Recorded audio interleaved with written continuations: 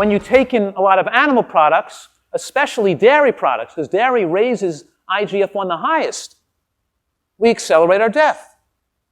It's not just because of the lack of phytochemicals and antioxidants. You see plant proteins, even high-protein plant foods. Because look, beans are very high in protein. They have about 30% protein in beans. That 30% protein is not really 30%, because I told you the resistant starch doesn't even get digested. So the lost calories makes beans even higher than 30%, higher in protein than a hamburger. Some grains are high in protein. Quinoa is high in protein. Nuts and seeds are high in protein. Green vegetables are super high in protein. How come all these high-protein plant foods don't raise IGF-1 like the high-protein animal products do? What's that? No, it's not because there's no saturated fat. It's not the saturated fat that raises IGF-1. It's the protein that raises IGF-1. When you eat an animal protein, the protein is biologically complete. It enters the bloodstream biologically complete and rapidly.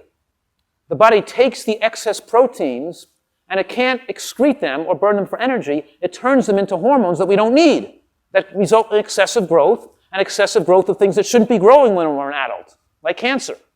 We take in plant proteins, they're not as biologically complete, and the body makes them biologically complete by mixing and matching up stored amino acids in the villi, and it can mix and match, and it can even digest some more of it can digest some of the bacteria lying in the gut, or take in some of the epithelial cells to add more protein to the bloodstream to complete the protein that it needs to make the amount of hormones it needs to make. But the body is measuring and making the amount of hormones it needs. It's not overshooting it by double or triple the amount by taking in a lot of excess complete proteins. Did you follow that? A high-protein plant diet does not result in high levels of IGF-1 like a high-protein animal products do. And you can't keep IGF-1 favorable if you're eating a lot of animal products. As a matter of fact, for a lot of people, 10% of calories from animal products is way too much because their IGF-1 production is too high on 10%.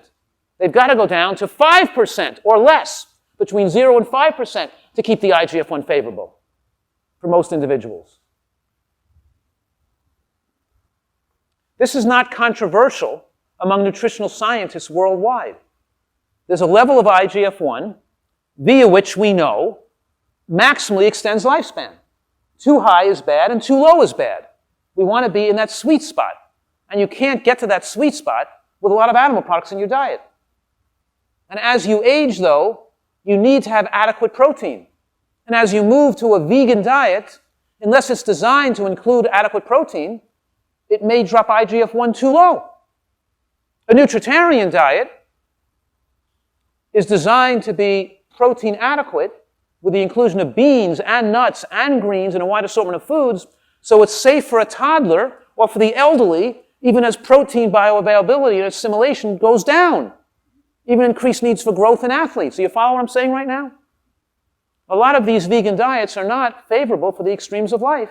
They don't supply enough protein and fat for children and the elderly. Now, pooling the studies on IGF-1 and breast cancer, we know that higher levels of IGF-1 drives breast cancer as it does drive prostate cancer. And high-protein diets have been studied for cardiovascular risk as well. And here's a study that plotted more than 100,000 participants, by the way, more than 20 years, tracking their diet based on how much animal protein they ate. And the more animal products they ate, compared to, they gave people a 1 if they eat a vegan diet, and a 20 if they ate a diet like an Atkins or a paleo diet. And they showed that out of all these thousands of people with thousands of deaths, meaning hard endpoints, that the death rate increased as the percentage of animal protein went up in the diet very systematically and logarithmically. Right along that curve. More animal products, more death. Whereas, we look at the studies on people eating more green vegetables, we see more intake, more lifespan.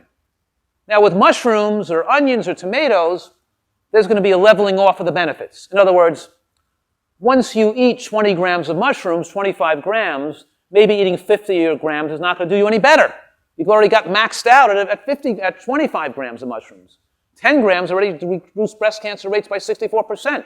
But when people mix green vegetables or green tea with the mushrooms, they got 89% reduction of cancer in that study. But what I'm saying here is that with green vegetables, it's somewhat different. There's no leveling off of the benefits. You follow what I just said? The studies show that as the quintile, as the amount of green vegetables consumed goes up, so does longevity in a study of over 134,000 people. Large numbers of people, tracking them for decades, looking at hard endpoints. More green vegetables, longer life.